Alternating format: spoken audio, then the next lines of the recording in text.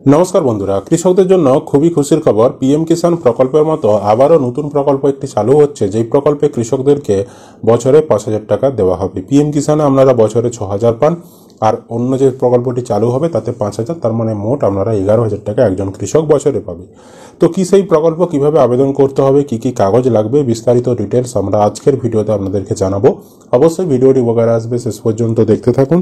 চ্যানেলে নতুন হলে চ্যানেলটি সাবস্ক্রাইব করবেন, আর যারা ফেসবুক থেকে দেখছেন পেজটি ফলো করতে ভুলবেন না। দেখুন, এখানে বলা হয়েছে প্রধানমন্ত্রী কিষাণ খাদ যোজনা। কেন্দ্র সরকারের বিভিন্ন রকম জনমুখী প্রকল্প রয়েছে কৃষকদের জন্য। সেই প্রকল্পগুলির মধ্যে সবথেকে জনপ্রিয় প্রকল্প হল প্রধানমন্ত্রী কিষাণ সম্মান নিধি যোজনা।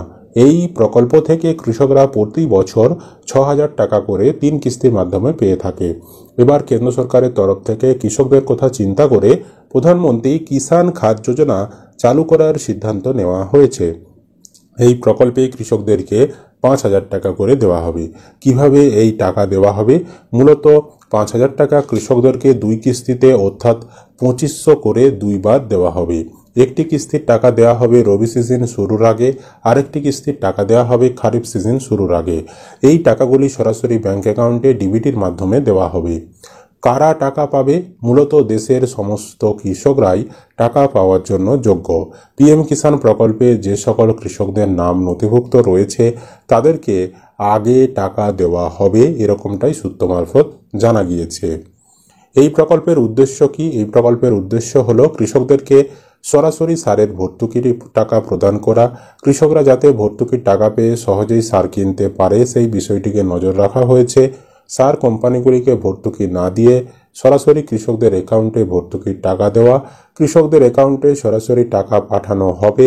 এর ফলে কালোবাজারি হওয়ার সম্ভাবনা কম থাকবে, এবং কৃষকদের কাছে টাকা থাকলে কৃষকরা স্বল্প মূল্যে সার কিনতে পারবে। কি কি কাগজপত্র প্রয়োজন? ভোটার কার্ড, আধার কার্ড, রেশন কার্ড, জমির রেকর্ড, ব্যাংকের পাসবই, ব্যাংকে অ্যাকাউন্টে অবশ্যই ডিবিটি লিঙ্ক থাকতে হবে, এবং কালার পাসপোর্ট সাইজ ছবি, এগুলো কিন্তু অবশ্যই প্রয়োজন রয়েছে। কিভাবে আবেদন করবেন? এই প্রকল্পে আবেদনের জন্য অনলাইন অফলাইন দুটো পদ্ধতি চালু রয়েছে। তবে অনলাইন পদ্ধতিতে সাধারণ কৃষকরা বর্তমানে আবেদন করতে পারবেন না। অনলাইন পদ্ধতিটি কেবলমাত্র আধিকারিকদের জন্যই চালু রাখা রয়েছে। কৃষকরা চাইলে অফলাইনে এই প্রকল্পের আবেদন করতে পারেন। তার জন্য কৃষকদেরকে লোকাল কৃষি অফিসে যোগাযোগ করতে হবে। তবে বিশেষ দ্রষ্টব্য, এই প্রকল্পটি এখনও কিন্তু সব রাজ্যের জন্য শুরু হয়নি। বর্তমানে পাইলট প্রজেক্ট হিসাবে কিছু কিছু রাজ্যে এই প্রকল্পটি শুরু হয়েছে। তো সমস্ত রাজ্যে যখন এই প্রকল্পটি শুরু হবে আপনাদেরকে বিস্তারিত তথ্য আমরা জানিয়ে দেব। তো আপনারা কি চান এই প্রকল্পটি সমস্ত রাজ্যে চালু করা উচিত কিনা, এবং আপনাদের যদি চালু হয় কতটা উপকার হবে? অবশ্যই মূল্যবান কমেন্টে জানিয়ে দিবেন। ভিডিও ভালো লাগলে লাইক করবেন। ইউটিউব থেকে দেখলে চ্যানেলটা সাবস্ক্রাইব, আর যারা ফেসবুক থেকে দেখছেন পেজটি ফলো করতে ভুলবেন না।